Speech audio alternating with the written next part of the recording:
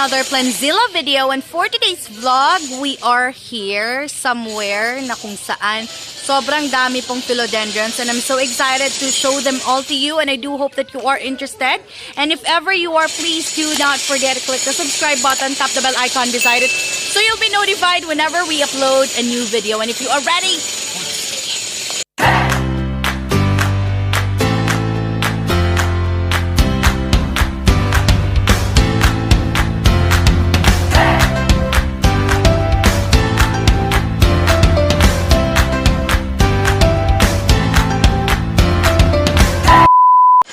so guys, upon getting in, this is really the place where I will be showing you a lot of philodendrons.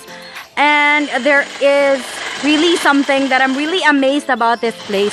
And they have here an Anthurium brownie eye. As you can see guys, parang long before the whole craze about philodendrons and anthuriums began, nandito na to. So this is something that we will be checking out kapag pumasok tayo doon. So I believe this is a ponytail. So I think this is a ponytail, pero naging ano na siya, sobrang tanda na niya, kaya mukha na po siyang kahoy.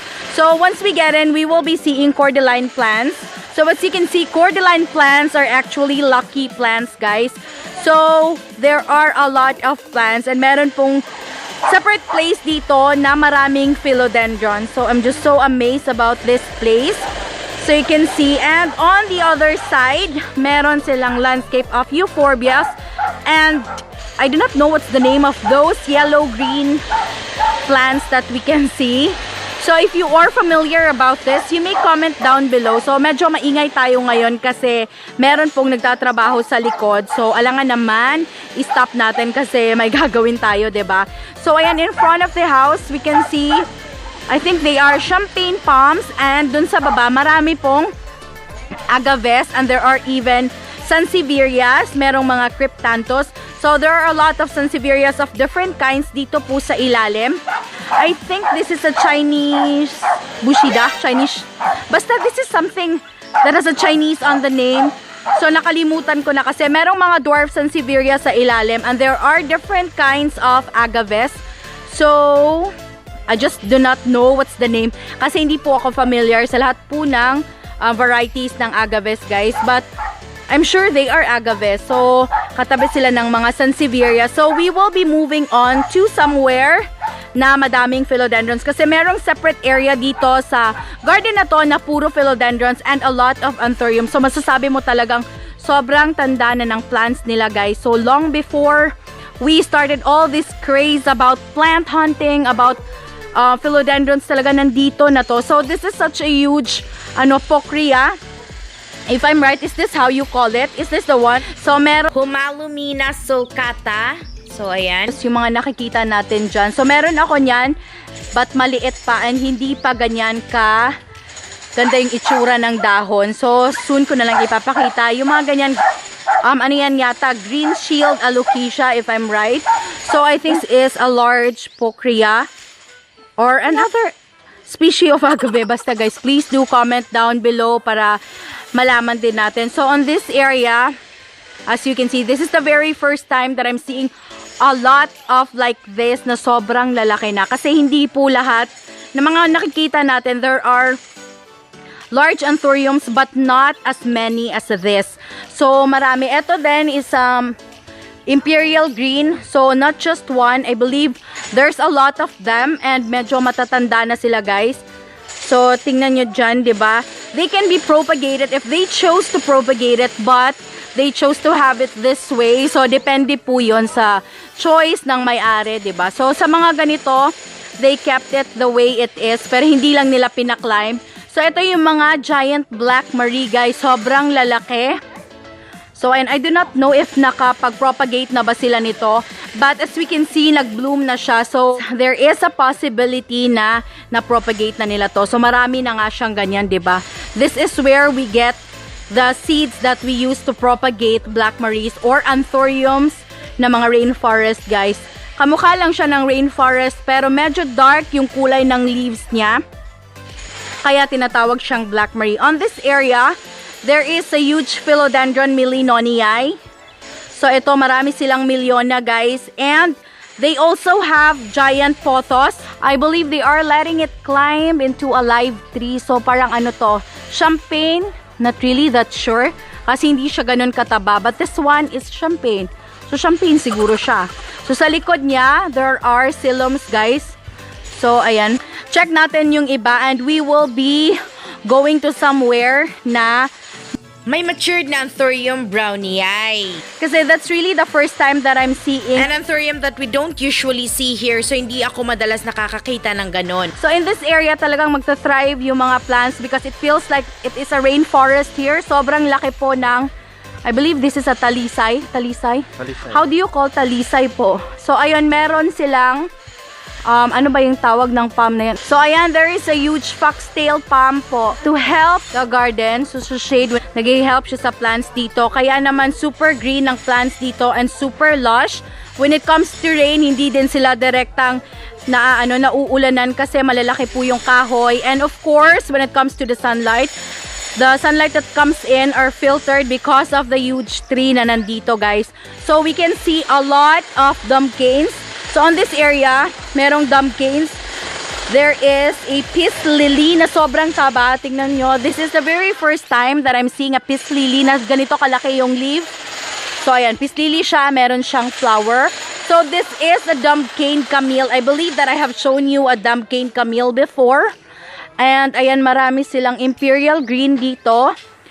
Ito yung sinasabi kong Melinoniae guys na hindi orange yung stalk. So, when you do not expose or parang kapag hindi sanay po ang Philodendron Melinoniae sa init, talagang their stalks do not turn orange. But pag ina-expose mo sila sa sunlight, that's the time that they get used to the sun, kaya nag-orange yung stalks nila and lumalaban na sila if you place them in direct sunlight. So, ayan, ito. So, sa mga ganito na hindi sanay sa sun, kapag naiinitan po sila, syempre, maaapektuhan. Kasi, ayan, makikita naman natin, medyo green po yung stalks nila. So, that doesn't mean that they are young. It's just that they weren't really that exposed to the sunlight. Kaya ganon. So, malaki na din pala yung silom nila. So, I don't think silom will climb. Parang nagiging trees siya kapag lumaki na. And yung stem niya po, merong mga mata-mata. Pero wala tayong makikita ang ganyan dito. Because this one isn't that old. I believe this has been propagated.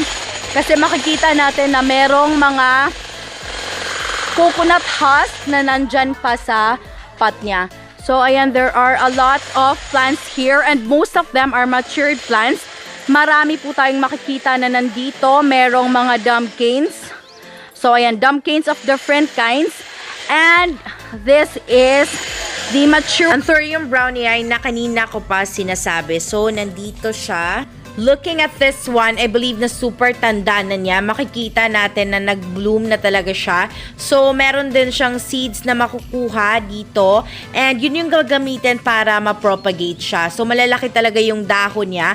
And we don't usually see it on expos, guys. So, hindi ito yung mga anthuriums na kadalasan nakikita natin kung saan-saan. Pero marami silang ganito dito. So, imagine nyo yun. Kailan pa kayo tinanim to? This area, guys, full of dumpkins and a lot of them are lush because of the amount of sunlight that they are getting. So they are not exposed to direct sunlight. That's why they grow this way.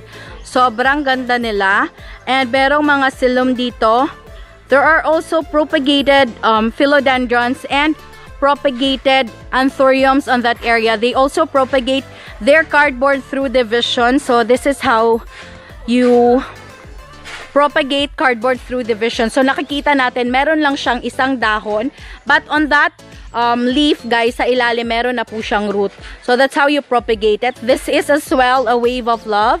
So yung wave of love is also known as Anthurium plumanii. So this is a newly propagated philodendron bilitae that we can see here. So and meron siyang dalawang dahon. So it's really best na merong ganito dito sa area na to kasi talagang nakakapag-propagate sila ng maayos and nagtathrive yung newly propagated plants po nila. Nagsasapid-sapid na yung dila ko. Tama ba? Hindi Tagalog yun. So, and marami ding dumpkins dito, guys. But there is an area here na punong-puno talaga ng mga plants na usually hinahanap ng mata natin or bumubusog sa mata natin. I'm just showing you this place as well because this is still a part of the garden. Meron silang pine tree dito. I believe this is a pine tree. And guys, look at the giant pothos that are on top.